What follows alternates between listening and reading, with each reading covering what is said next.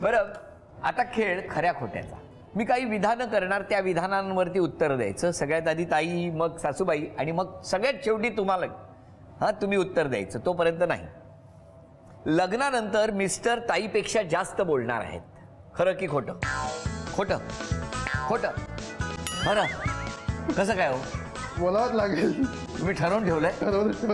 लग्नापर्यंत गप्प राहतो, नंतर बघतोच ताईला. ताई काय वाटतं? खोटं. खोटं. अरे देवा, आता मी बोलायचा थांबेन असं वाटायला लागलंय. आता त्यांना फोनवरती सांगितलं ना, बोला जाऊ दे, मी कामात नंतर फोन करताना फोन ठेवून. फोनवर पण नाही बोलत. त्यांनी साखरपुड्यानंतर आजपर्यंत जवळजवळ मोजून 6 ते 10 फोन गेले असतील. 11वा फोन अजून मध्ये कधी आला नाही. ते पण ना, त्यांना व्हॉट्सअपवरती मेसेज केला ना, ठीक आहे नका करू तुम्ही फोन, त्यावेळेस फोन येतो. अच्छा, फोन पण येणार नाही. म्हणजे हळूहळू आमची ताई त्यांना बोलतं करायला लागलेली आहे. बदल होईल. पुढचं विधान. लग्नानंतर ताईची जी लहानपणीची सवय होती ना इतरांना मारायची, ती कमी होणार आहे. खरं. खरं. खोट. हे न बोलता बरंच काही करतायत. काय हो, का खोटं? का वाटत नाही. नाही भरोसा नाही. तुम्हीच घाबरलाय आता. काय ताई, काय असं म्हणजे बोलत नाही तर त्यांना कुठे काय माहिती असणार. नाही, आता आता होईल, हळूहळू होईल. तिसरं विधान.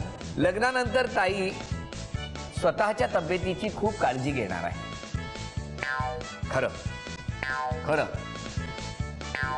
आता घ्यावंच लागेल ना काळजी स्वतःलाच. तुम्ही नाही घेणार?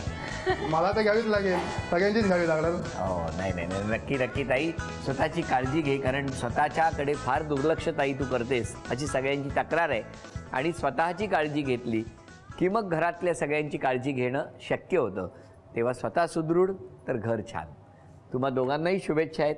हां, एकमेकांची काळजी घ्या, एकमेकांना खूप बोला. आणि ताई तूही इतकं बोलू नकोस की त्यांना बोलताच येणार नाही. हां, आणि तुम्ही जरा बोला. आणि संवाद हा महत्त्वाचा असतो. जितकं दोघे एकमेकांशी बोलाल, संवाद साधाल, एकमेकांच्या समोर व्यक्त व्हाल, तितकं नातं घट्ट होण्यासाठी अधिक मदत करणारं ठरणार आहे. तर तुम्हा दोघांनाही शुभेच्छा. आणि या शुभेच्छांबरोबरच झी मराठीकडून हा आहे आणि त्याचबरोबर केप्र यांच्याकडून ही सदिच्छा.